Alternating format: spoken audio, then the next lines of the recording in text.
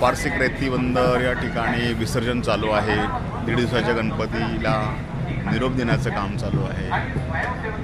गणरायाचं आगमन आणि निरोप अगदी लवकर होत आहे, तर काही भाविक असं दुःखी झालेले आहेत। तर हे दृश्य आपण पाहू शकता।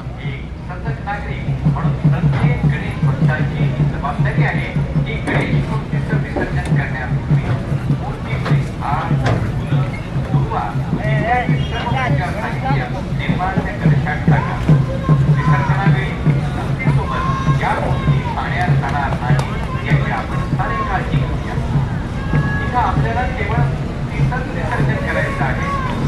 हे विसर्जन करण्यासाठी ठाणे महानगरपालिकेनं एक यंत्रणा उभी केली आहे। या यंत्रणेमध्ये जे स्वयंसेवक गणपती बाप्पा मोरया, मंगलमूर्ती मोरया।